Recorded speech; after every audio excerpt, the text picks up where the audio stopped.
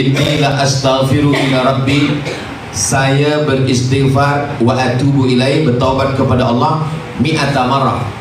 Yang Datuk sebutkan tadi satu riwayat 70 kali. Yang saya bacakan riwayat kedua 100 kali.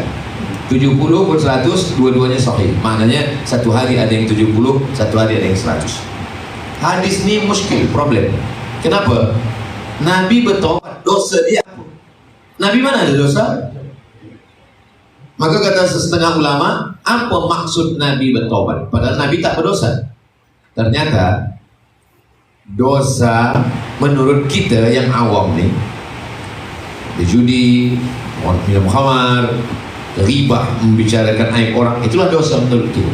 Tapi dosa bagi Nabi adalah lupa sikit saja sudah dosa. Jadi makna dosa, Nabi tak ada dosa.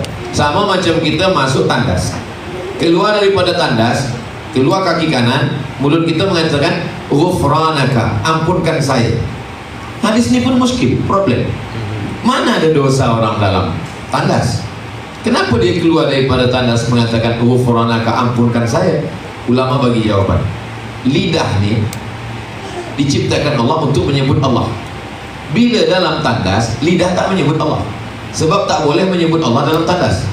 Kita dalam tandas dengan suara azan, Allahu Akbar, Allahu Akbar, kita jawab dalam tandas, Allahu Akbar. Tak boleh. Dosa kita dalam tandas adalah keluar dari tandas, sebab selama dalam tandas lidah tak menyebut Allah, tidak menggunakan makhluk ciptaan Allah untuk apa dia diciptakan, adalah dosa menurut orang-orang yang dekat dengan Allah. Jadi taubatnya Nabi itu maksudnya adalah bukan taubatnya orang awam, mandi taubat, sembahyang sholat sunat taubat. Kalau macam itu 70 kali mandi sehari. Jadi makna taubat adalah Nabi berucap astaghfirullahalazim. Tapi dalam hadis Nabi istighfarnya cuma 3 kali lepas sembahyang, 3 kali. Astagfirullah, astagfirullah, astagfirullah. Tapi di luar sembahyang memperbanyak istighfar. Astaghfirullahalazim alladzi la ilaha illa huwal hayyul qayyum wa atubu ilaih.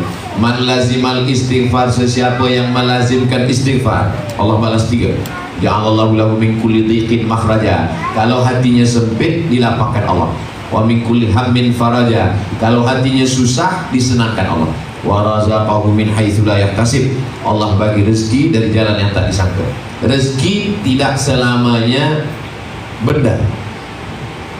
Mendapat kawan yang baik, rezeki.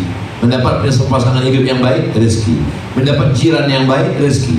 Mendapat kaki tangan yang baik, rezeki. Semua yang mendekatkan kita kepada Allah, rezeki. Dapat kenalan kawan, sahabat, dengan berkawan dengan dia, kita dekat dengan Allah, rezeki. Dibagi Allah dengan jalan yang tak disangka-sangka. Jadi makna istighfar taubat Nabi adalah mengucapkan astaghfirullahalazim alladzi la ilaha illa huwal hayyul qayyum wa atubu ilaih. Bertaubat kepada Allah. Syarat taubat 3. Yang pertama, taubat yang pertama adalah an-nadamu fil qalbi, menyesal dalam hati. Selepas menyesal dalam hati, baru dia keluar di mulut. Wal iqraru bil lisani, diikrarkan dengan lisan. Astaghfirullahalazim.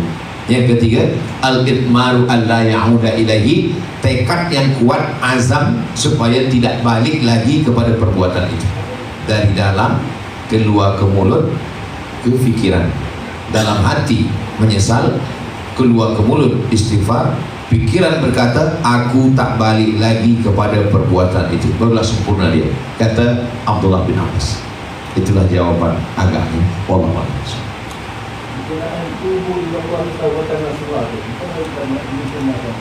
Ya ayyuhalladzina amanu, hai orang yang percaya kepada Allah, tubu ilallah, bertaubatlah kepada Allah, taubatan nasuha, taubat nasuha. Nasuha, 3 huruf, nasuha. Dari kata nasuha itulah nasihat. Nasuha artinya menapis madu lebah, itu arti nasuha. Saya pergi ke hutan, saya tengok orang memanjat batang kayu tualang. 3 orang memeluk baru bisa, baru boleh memeluk batang kayu tualang, bertiga. Lalu kemudian naiklah mereka bertiga, 1 orang, 2 orang menarik tali, 1 orang memegang tali, naik ke atas. Sampai ke atas, dia potong sarang lebah. sarang lebah jatuh ke bawah, ditapis pakai kain tipis, maka tersangkutlah semua yang kotor-kotor di atas kain tipis. Lilin lebah, anak lebah, induk lebah, sarang lebah, ranting kayu, daun kayu, tersangkut semua. Keluarlah dari kain yang tipis tadi madu yang original. Itulah makna nasuha. Nasuha maknanya adalah ditapis semua yang kotor-kotor, dosa mata, dosa telinga, dosa hati, dosa pikiran, dosa tangan, dosa kaki.